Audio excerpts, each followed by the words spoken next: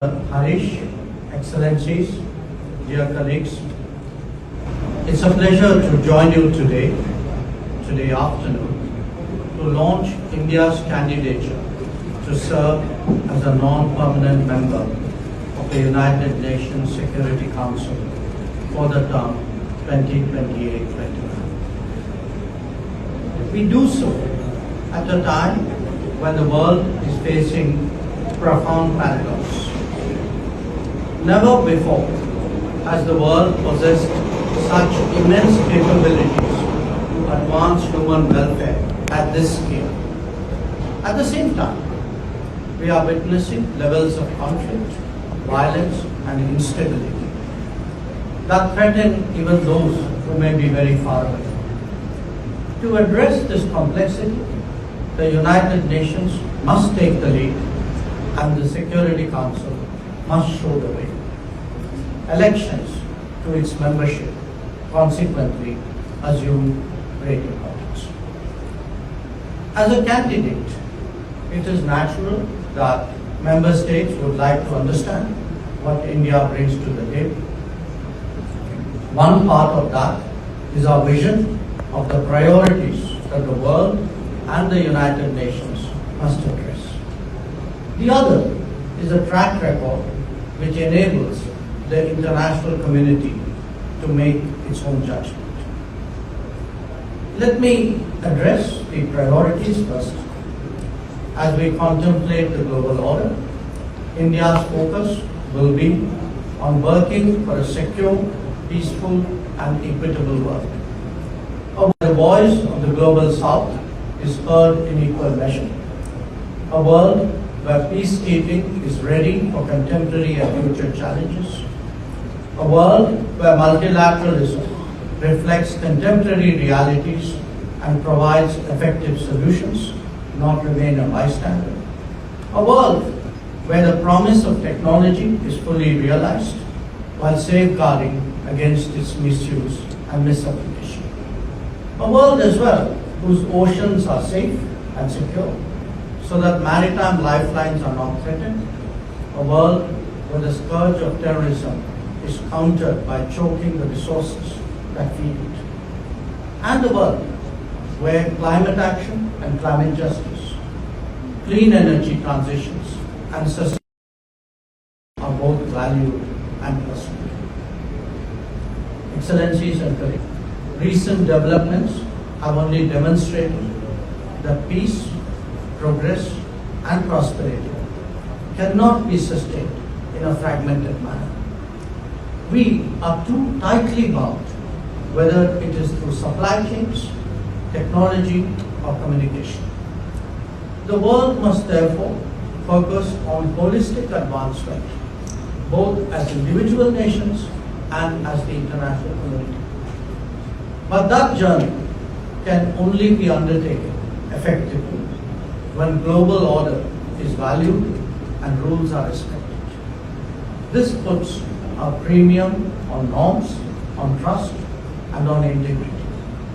And that, ladies and gentlemen, is the approach that India offers. Securing holistic advancement through norms, trust, and integrity. That is Shanti as an acronym, which is our word for peace. More on our priorities. Like many nations that emerged independent again after decolonization, India is convinced that peace is strengthened by participation, not achieved by domination. The world is inherently pluralistic, and the United Nations itself is constituted on the basis of sovereign equality. It is imperative that globally consequential decisions and policies are made through adequate deliberation. For that reason, we have held the Voice of Global South Summits to forge common ground on important issues. During its G20 presidency, India also ensured the entry of the African Union into the G20 as a formal member. Our development partnership spans more than 100 member states across Asia, Africa, and the Pacific, Latin America, and the Caribbean. When major conflicts occurred, India has also enhanced global awareness about their implications for food, fuel, and fertilizer security. We commit to present the concerns of the Global South on international peace and security before the Security Council. Colleagues, we are all aware that global governance has to reform in order to transform. For that to happen, multilateralism must be democratic, representative, and effective. There will be understandably different points of view and divergent interests on the major issues of the day. But that only enhances the value of harmonizing them and enabling the Security Council to be more robust, responsive, and ready.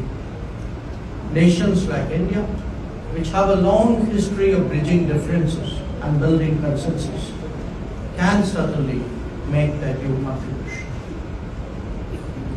Peacekeeping has been a crucial element of maintenance of international peace and security since the very inception of the United Nations.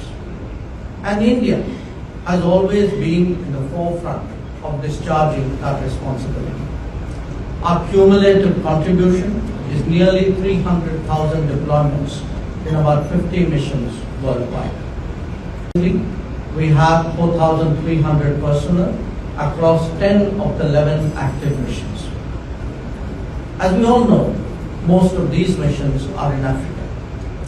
Few countries would have our experience in preparing peacekeeping to be future ready. There are different aspects, including matching of mandates to resources, safety of peacekeepers, understanding of ground realities, and wider consultations that need to be adequately factored. Future-ready peacekeeping means to be better equipped, to be technologically enabled, to be realistically mandated, and focused on core objectives. India stands strongly with the Women, Peace and Security agenda and will always champion the role of women peacekeepers. Colleagues, as the world evolves, striking a balance between the benefits and risks of technology gains salience. And the reason is that technology itself is impacting our daily existence in a more profound manner. Artificial intelligence, AI, represents its cutting edge today. India has put forward a human-centric vision of AI that draws on both its capabilities and on India's traditions.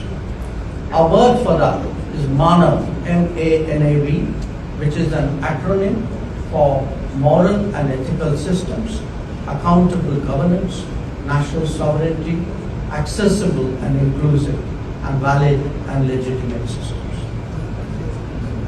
As a nation that has contributed to bridging the global divide, the global digital divide, we stand equally committed in respect of AI. That is why the recent AI Impact Summit in India was based on a vision of AI for all. Equally important, we are also determined to counter the misuse of AI and the threats it may pose to international peace and security. Friends, in an era where supply chains connect our economies, the world is also increasingly focused on securing the maritime commerce. Recent events have only underlined the need to do so. The challenge begins with ensuring adherence to relevant international law, specifically the UNCLOS. Our collective interest is in maintaining safe and unimpeded flow of maritime commerce. Where required, those nations with requisite capabilities must cooperate to combat piracy as well.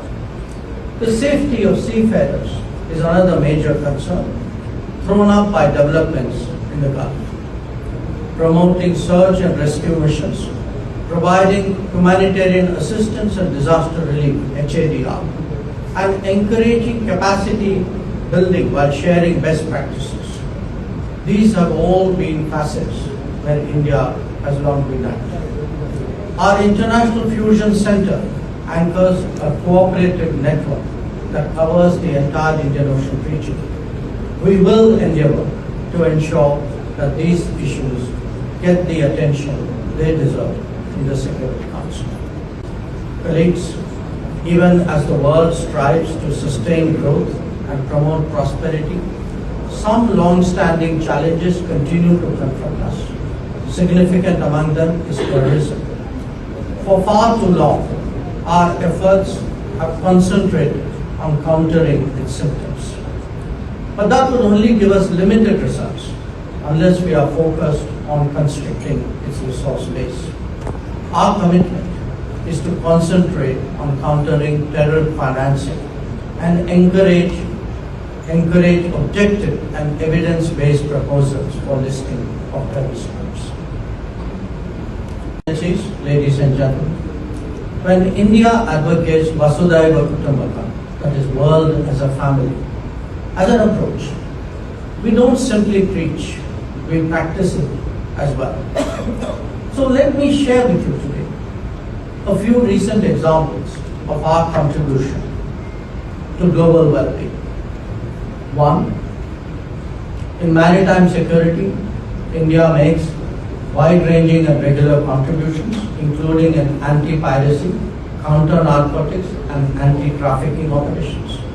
Apart from the fusion center that I spoke about in India, our forces are protecting sea lanes across the Indo-Pacific, specifically the northern and southern Arabian Sea, Gulf of Aden, Malacca Straits, and even in the Gulf of Guinea. A long record of peacekeeping is today extended to offering training and capacity building to 98 nations in the Delhi Center of UN Peacekeeping, are reflected in the awards by the United Nations to two of our women officers recently. 3. In disaster response, through Operation Amistar just this month, an Indian field hospital and medical contingent rendered immediate treatment and relief after the earthquake in Venezuela. Let me give you a fourth example. UNRWA recognizes, UNRWA recognizes India as its top emerging donor. We have only yesterday at the Palestine Donor Group meeting in Brussels, additionally committed to setting up a specialty hospital, an artificial limb fitment center, and a vocational training institute for Palestine. This is in line with our long-standing support for a two-state solution.